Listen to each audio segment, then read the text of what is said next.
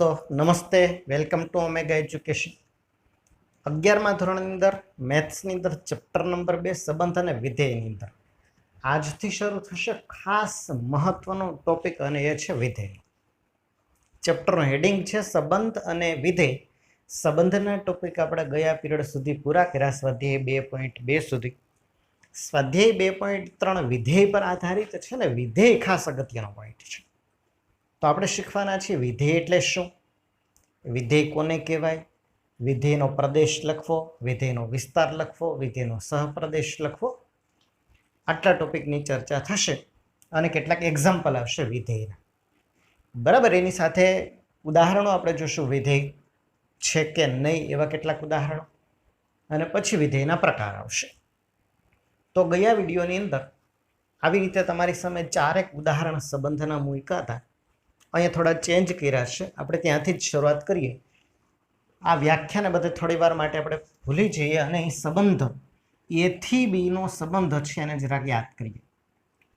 અહીં તમારી સામે 4 એક્ઝામ્પલ અલગ અલગ છે. આ પહેલું એક્ઝામ્પલ છે, બરાબર. બધાને અલગ અલગ કરી દઉં હું. અહીંયા આ 4 એક્ઝામ્પલ મૂક્યા છે જેને આપણે કિરણ આકૃતિ દ્વારા દર્શાવ્યા છે. સંબંધને એ ગણ અને બી ગણ વચ્ચેનો સંબંધ છે, જ્યાં દર્શાવ્યું છે 0 1 1 2 2 3 3 4. તો આની અંદર ક્રમયુક્ત જોડ તમે જોઈ શકશો, 0 1 1 2 2 3 3 4 બનશે. અને જો આપણે એને r બરાબર લખવા જઈએ, r બરાબર xy, જ્યાં y ની કિંમત એટલે કે આ y બરાબર x પ્લસ 1 છે, y બરાબર x પ્લસ 1 છે. બરાબર, y ની કિંમત આ ગણ બી ના સભ્યોને આપણે y અને ગણ એ ના સભ્યોને x કહીએ, તો y અને x વચ્ચેનો સંબંધ આપણે જોઈ શકીએ છીએ. ભાઈ x માં તમે x નું મૂલ્ય 0 1 ઉમેરો તો y નું મૂલ્ય આવશે. તો આ રીતની x અને y ક્રમયુક્ત જોડ, જ્યાં y ની કિંમત એટલે કે આની કિંમત છે એ x કરતા 1 જેટલી, આના કરતા 1 જેટલી વધુ હોય એવા 0 1 1 2 2 3 3 4 આટલી જોડ બનશે આ સંબંધની અંદર. તો સંબંધને સારી રીતે આપણે શીખી ગયા હતા. તો અહીંયા એ અને બી વચ્ચેનો એક સંબંધ દર્શાવ્યો છે. બીજો સંબંધ દર્શાવ્યો છે અહીંયા એ જ ગણ છે એ અને બી, જ્યાં ક્રમયુક્ત જોડ 1 1 2 2 3 3 આ સંબંધ થશે, જ્યાં r બરાબર એક્સ વાય, જ્યાં y બરાબર x છે. બરાબર, x ની કિંમત અને y ની કિંમત કેવી છે? સરખી છે. તો 1 1 2 2 3 3 આટલી જોડાવશે ગણની અંદર આ સંબંધમાં. આ જ રીતે ત્રીજો એક સંબંધ દર્શાવ્યો છે અહીંયા 1 2 3 છે, બી ગણમાં 1 2 3 4 છે. અહીંયા 2 ની સાથે 1 તો ક્રમયુક્ત જોડ 2 1 3 2, જ્યાં r બરાબર એક્સ વાય, જ્યાં y બરાબર y નું મૂલ્ય x માઇનસ 1 જેટલું છે, x માઇનસ 1 જેટલું છે. મતલબ કે x અને y ની એવી જોડ કે જ્યાં y ની કિંમત છે x કરતા 1 જેટલી ઓછી, તો 2 છે, આ 1 3 છે 2, તો આ 2 જોડ આવશે 2 1 અને 3 2. આ સંબંધ દર્શાવ્યો છે. અને છેલ્લું એક એક્ઝામ્પલ બતાવ્યું છે જેની અંદર એક સાથે a, એક સાથે b, એક સાથે c, 2 સાથે b અને 3 સાથે c નો સંબંધ દર્શાવ્યો છે. તો 4 સંબંધના એક્ઝામ્પલ છે તમારી સામે. હવે આપણે શરૂઆત કરવાના છીએ, એ છે વિધેય. વિધેય એક સંબંધ જ છે, યાદ રાખો બરાબર. વિધેય સંબંધનો એક વિશિષ્ટ પ્રકાર છે. વિધેય એટલે શું? તો ભાઈ વિધેય એટલે તમારી સામે 4 સંબંધના એક્ઝામ્પલ છે એવો સંબંધ. આ 4 એક્ઝામ્પલ છે એવો સંબંધ કે જેમાં ગણ એનો પ્રત્યેક ઘટક, દરેકે દરેક ઘટક, ગણ એનો પ્રત્યેક ઘટક ગણ બીના અન્ય ઘટક સાથે સંકળાયેલો હોય, એવા સંબંધને વિધેય કહેવાય. ફરીથી જોઈ લો, ગણ એનો પ્રત્યેક ઘટક સંકળાયેલો હોવો જોઈએ. ગણ એનો દરેકે દરેક ઘટક છે ગણ બીના અનન્ય ઘટક, એટલે કે એક જ ઘટક સાથે સંકળાયેલો હોવો જોઈએ. આવા પ્રકારનો જો સંબંધ હોય તો તેને વિધેય કહેવામાં આવે. તો આ 4 એક્ઝામ્પલમાંથી તમારી રીતે વિચારો તો પેલા કયા વિધેય છે અને કયા નથી. આ જે વ્યાખ્યા છે ને જોઈએ તો ગણ એનો પ્રત્યેક ઘટક સંકળાયેલો હોવો જોઈએ, કોઈ બાકી ન રહેવો જોઈએ આમાંથી. અને બીજું એ બીના અનન્ય ઘટક સાથે, એટલે 0 ઓછી ગણના બીના એક જ ઘટક સાથે જોડાયેલો હોવો જોઈએ. આ ઘટક આ ગણના 2 ઘટક સાથે આમ સંકળાયેલો હોવો જોઈએ નહીં. આ શરત છે. આ 0 ગણ એનો ઘટક ગણ બીના એક જ ઘટક સાથે, મતલબ 0 ઓછી ગણ બીના એક જ ઘટક સાથે જોડાવવો જોઈએ. આ રીતે 2 ઘટક સાથે જોડાય તો એ વિધેય નથી. તો આના પરથી આપણે 2 શબ્દોમાં એની અલગ તારણ કાઢી શકીએ. એક તો ગણ એનો પ્રત્યેક ઘટક, ગણ એનો પ્રત્યેક ઘટક છે સંકળાયેલ હોવો જોઈએ, જોડ બનાવતો હોવો જોઈએ. અને બીજું ગણ એનો કોઈ ઘટક એકથી વધુ સાથે, આ ગણનો કોઈ એક ઘટક એક કરતા વધુ સભ્યો સાથે જોડાતો ન હોવો જોઈએ. આ 2 વસ્તુને આપણે ધ્યાનમાં રાખવાની રહી. વિધેય ક્યારે ગણાશે અને વિધેય ક્યારે નહીં ગણાય. તો ગણ એનો પ્રત્યેક ઘટક જોડાઈ જવો જોઈએ, એકેય ઘટક બાકી રહેવો જોઈએ નહીં. જેમ કે અહીંયા બાકી રહી જાય છે, એક છે કોઈની સાથે જોડાયેલ નથી. મતલબ ગણ એનો પ્રત્યેક ઘટક ગણ બીના ઘટક સાથે સંકળાયેલ નથી. અને બીજી વસ્તુ આપણે અહીંયા આવી જઈએ તો આમાં ગણ એનો એક ઘટક બીજા 3 ઘટક સાથે, એક એ સાથે, એક બી સાથે, એક સી સાથે, તો અનન્ય ઘટક સાથે સંકળાયેલો નથી. તો આ વ્યાખ્યા થઈ જશે, ગણ એનો પ્રત્યેક ઘટક ગણ બીના અનન્ય ઘટક સાથે સંકળાયેલો હોય તો એવા સંબંધને વિધેય કહેવાય. હવે 4 એક્ઝામ્પલમાંથી આપણે જોઈએ કયો વિધેય છે ને કયું નથી. પહેલું એક્ઝામ્પલ, એનો દરેક ઘટક જોઈ શકો, એમાંથી તીર નીકળે છે. મતલબ તમે વેન કિરણ આકૃતિમાં જોઈએ તો એના દરેક ઘટકમાંથી તીર નીકળવું જોઈએ. આ રીતે કોઈ બાકી રહેવું જોઈએ નહીં. અને બીજું કોઈ એક ઘટકમાંથી એક કરતાં વધુ તીર નીકળવા જોઈએ નહીં. આ શરત રહેશે. આટલી વસ્તુનું પાલન થાય તો એ વિધેય છે એમ કહેવાય. તો અહીંયા એનો દરેક ઘટક સંકળાયેલો છે, બીના એક એક ઘટક સાથે જોડાયેલો છે. મતલબ આ ઉદાહરણ છે વિધેયનું ઉદાહરણ છે. અહીંયા આવી જઈએ તો અહીંયા 0 કોની સાથે, કોઈની સાથે સંકળાયેલ નથી. મતલબ આમાં ગણ એનો પ્રત્યેક ઘટક બી સાથે જોડાતો નથી. મતલબ આપેલું ઉદાહરણ સંબંધ છે પણ વિધેય નથી. ત્રીજું એક્ઝામ્પલ જોઈએ તો આમાં ગણ એનો દરેક ઘટક, મતલબ કે એક કોઈની સાથે સંકળાયેલો નથી. આ વિધેય નથી થતું. ચોથું એક્ઝામ્પલ જોઈએ, ગણ એ અને બી વચ્ચેનો સંબંધ છે, જ્યાં એક એ સાથે એક બી, તો ગણ એનો એક ઘટક એક કરતા વધુ ઘટક સાથે જોડાય છે. અનન્ય ઘટક સાથે જોડાવાનું બદલે એકથી વધુ ઘટક સાથે જોડાય તો આ પણ વિધેય નથી. તો સંબંધના જે 4 ઉદાહરણ હતા એમાંથી 4 સંબંધના ઉદાહરણમાંથી આ જે 3 દર્શાવ્યા છે એ વિધેય કહેવાય નહીં. આ એક એક્ઝામ્પલ છે વિધેયનું ઉદાહરણ થયું. તો વિધેય એ સંબંધ જ છે, પણ દરેક સંબંધ વિધેય નથી. વિશિષ્ટ પ્રકારનો સંબંધ છે એ વિધેય કહેવાય. કેવા વિશિષ્ટ પ્રકારનો સંબંધ? કે જેમાં ગણ એનો પ્રત્યેક ઘટક ગણ બીના એક એક ઘટક સાથે જ સંકળાતો હોય, આવો જો સંબંધ બનતો હોય તો એને કહેવાય વિધેય. તો વિધેયની વ્યાખ્યા અહીં સુધી ક્લિયર થઈ ગઈ હશે. તો પહેલું એક એક્ઝામ્પલ છે એ વિધેય છે, આટલું બધાને ક્લિયર થઈ ગયું હશે. બરાબર, પહેલું એક્ઝામ્પલ છે વિધેયનું ઉદાહરણ છે. હવે તમારી સામે જો કિરણ આકૃતિ દોરું તો તમને તરત ખબર પડી જવી જોઈએ કે આ વિધેય છે કે નથી. તો બહુ સિમ્પલ છે કે ભાઈ ગણ એના દરેક ઘટકમાંથી એરો નીકળવો જોઈએ, કોઈ બાકી રહેવો જોઈએ. દાખલા તરીકે આમ મૂક્યું છે, આમ, તો આ વિધેય નથી. બરાબર, આ સંબંધ વિધેય નથી. તો એના પ્રત્યેક ઘટક સંકળાયેલ હોવો જોઈએ. બીજી શરત છે કે ભાઈ એના એક ઘટકમાંથી એક જ તીર નીકળવું જોઈએ. દાખલા તરીકે આપણે આમ દર્શાવ્યું છે, ચાલો, તો હવે આ પણ વિધેય નથી. એક ઘટકમાંથી 2 તીર નીકળે છે.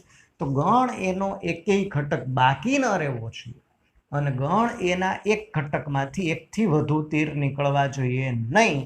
આવા સંબંધને વિધેય કહેવાશે. ક્લિયર અહીં સુધી? આ થઈ ગઈ વિધેયની વ્યાખ્યા, વિધેયનું અર્થઘટન. તો તમારી સામે કોઈ એક્ઝામ્પલ મૂકીએ તો તમને તરત ખ્યાલ આવી જવો જોઈએ કે આ વિધેય છે કે નથી. આગળ વધીએ. હવે દાખલા તરીકે આ એક્ઝામ્પલ છે, એ થી બી નું વિધેય દર્શાવ્યું છે. એ થી બી નો સંબંધ જ છે, પણ વિશિષ્ટ સંબંધ છે, વિધેય કહેવાશે. તો એ થી બી પરના વિધેયને સંકેતમાં લખીશું. જેમ આપણે રિલેશન એ થી બી લખતા હતા, એમ આપણે એને ફંક્શન, વિધેયને કહેવાશે ફંક્શન, એફ એ થી બી લખાશે. તો વિધેયને સંકેતમાં લખાશે એફ એ થી બી નું વિધેય છે. અહીંયા આપણે આને જો ગણ સ્વરૂપે દર્શાવ્યું તો એફ બરાબર, એફ ની અંદર શું આવશે? 0 1 છે, 1 અને 2 ની જોડ બનશે. ત્રીજી જોડ તમે જોશો 2 અને 3 ની જોડ બનશે, અને ત્રીજી જોડ બનશે 3 અને 4 ની જોડ બનશે. આ સંબંધની અંદર એવા પ્રકારનો ઘટક છે જેમાં તમે જોઈ શકશો કે એક ઘટક 0, અહીંયા 1, અહીંયા 2 અને 3, એકેય ઘટક રિપીટ થતો નથી. પ્રથમ ઘટક છે એ કોઈ બે જગ્યાએ જોડાયેલો હોવો જોઈએ, તો આ વિધેય થશે. અહીંયા આને આપણે જોઈએ તો આ દર્શાવે છે એફ, જ્યાં એ બી કયો, અથવા તો આપણે એને એક્સ વાય વડે દર્શાવીએ. એક્સ વાય, જ્યાં વાય નું મૂલ્ય છે વાય બરાબર, વાય નું મૂલ્ય એટલે કે આ ઘટકનું મૂલ્ય આના કરતા એક જેટલું વધુ છે. વાય બરાબર x + 1 છે. xy છે xy ક્રમયુક્ત જોડ જે ગણ f નો સભ્ય છે. xy belongs to f. તો xy ગણ f નો સભ્ય છે, જ્યાં x એ પ્રથમ ગણમાંથી y છે બીજા ગણમાંથી લખીએ છીએ, અને સંબંધ વિધેય કયા પ્રકારનું છે? y બરાબર x + 1 છે. હવે પ્રદેશ અને વિસ્તાર તો તમને ખ્યાલ જ છે, જે સંબંધમાં હતા એ જ રીતે અહીં આપણે જાણીએ છીએ કે ગણ એ નો દરેક ઘટક છે એ જોડાયેલો હશે, એટલે આ પ્રથમ ઘટક જે છે એ થઈ જશે પ્રદેશ, ગણ વિધેયનો પ્રદેશ. તો વિધેયનો પ્રદેશ થઈ જશે 0 1 2 3 બરાબર, 0 1 2 3. તો પ્રથમ ઘટક છે એ પ્રદેશ આવી જશે. આ ગણનો બીજો ઘટક એટલે જે સંકળાયેલો છે અહીં 1 2 3 4, મતલબ 1 2 3 4, આ બતાવશે વિસ્તાર. તો વિસ્તારની અંદર આવી જશે 1 2 3 4, પ્રદેશની અંદર આવી છે 0 1 2 3. અને ગણ બી છે એને તો આપણે સહપ્રદેશ કહીએ છીએ, તો આ થઈ જશે સહપ્રદેશ. આ ગણ થઈ જવાનો છે પ્રદેશ. તો ગણ એ પ્રદેશ બની જશે, ગણ બી સહપ્રદેશ બની જશે, અને એના અંદર સંકળાયેલા જે ઘટક છે એ બધા વિસ્તાર થઈ જશે. તો આ થશે એફ એ થી બી નો વિધેયનું અર્થઘટન. જોઈએ આપણે કેટલાક એક્ઝામ્પલ, અને એના ઉપરથી તમે નક્કી કરો કે આ વિધેય છે કે નથી. ચલો, તમારો ખ્યાલ થોડોક સ્પષ્ટ થાય એના માટે વિધેય છે કે એના થોડાક એક્ઝામ્પલ મૂક્યા. 6 ઉદાહરણ તમારી સામે છે બરાબર. એક આ સંબંધ દર્શાવ્યો છે, આને ગણ એ કહીએ, બી એ થી બી નો સંબંધ તો છે જ. આ બધા સંબંધના એક્ઝામ્પલ છે 6. હવે એમાંથી વિધેય છે કે નહીં એ આપણે નક્કી કરવું છે. તો પહેલા તમે પ્રેક્ટિસ કરો છો બરાબર. વ્યાખ્યા ક્લિયર છે બરાબર. ગણ એ થી બી નો સંબંધ 1a 2b 3c આ ક્રમયુક્ત જોડ બનશે બરાબર. r બરાબર xy, જ્યાં x અને ટૂંકમાં એને આપણે કોઈ પણ ગુણધર્મની રીતે દર્શાવીએ અથવા તો યાદીની રીતે દર્શાવીએ, 1a 2b 3c આમ છે. હવે આ સંબંધ વિધેય છે કે નથી તો તમે જોઈ શકશો કે એના દરેક ઘટકમાંથી તીર નીકળે છે. દરેક ઘટક છે એ એક એક તીર દ્વારા જોડાયેલ છે, મતલબ આ સંબંધ છે, વિધેય છે. બીજો એક્ઝામ્પલ જો તો ગણ એ ની અંદરથી પ્રત્યેક ઘટકમાંથી એક તીર નીકળે છે, 2 માંથી એક તીર, 3 માંથી એક તીર. સામે આપણે કોઈ અવલોકન કરવાની જરૂર નથી. ગણ એ ની અંદરથી કોઈ ઘટક બાકી રહેવો ન જોઈએ. અને કોઈ એક ઘટકમાં એક કરતાં વધારે તીર નીકળવા, એકમાંથી એક તીર, બેમાંથી એક તીર, ત્રણમાંથી એક તીર, એ સામે કોની સાથે સંકળાયેલા છે જોવાનું નથી. તો આની આપણે જો જોઈએ તો એક એ છે, 2a છે અને 3a છે. આ શું દર્શાવ્યો છે? સંબંધ બતાવ્યો છે. વિધેય છે કે નથી? તો આ પણ વિધેય છે. ત્રીજું એક્ઝામ્પલ જો, એક a, 2b અને 3b જોડ બનશે. એક a, 2b અને 3b આ પણ વિધેયથી જ છે. આ ત્રણ વિધેય જ છે. સંબંધ તો છે જ. અહીંયા એક્ઝામ્પલ બતાવ્યા છે કેટલાક સંબંધમાં. એક a, 2b આ સંબંધ વિધેય થશે નહીં, કારણ કે એક ઘટક બાકી રહી જાય છે. બીજું એક્ઝામ્પલ જુઓ તમે તો a થી b નો સંબંધ દર્શાવ્યો છે, જ્યાં એક a, 2b, 2c અને 3c આવી રીતે જોડ બની છે. અહીંયા એક ઘટકમાંથી ગણ એના એક ઘટકમાંથી કેટલા? 2 તીર નીકળ્યા છે, મતલબ આ પણ વિધેય નથી. ત્રીજું એક્ઝામ્પલ જોવા જાવ તો એક a, એક b, એક c આમ 3 જોડ બની છે. આમાં તમે જોઈ શકશો કે એના એક ઘટકમાંથી એક કરતાં વધુ તીર નીકળે છે, આ પણ વિધેય નથી. તો તમારી સમજ સ્પષ્ટ છે કે કિરણ આકૃતિની મદદથી તમને પૂછવામાં આવે કે વિધેય છે કે નહીં, તો તમને ખ્યાલ આવી જવો જોઈએ.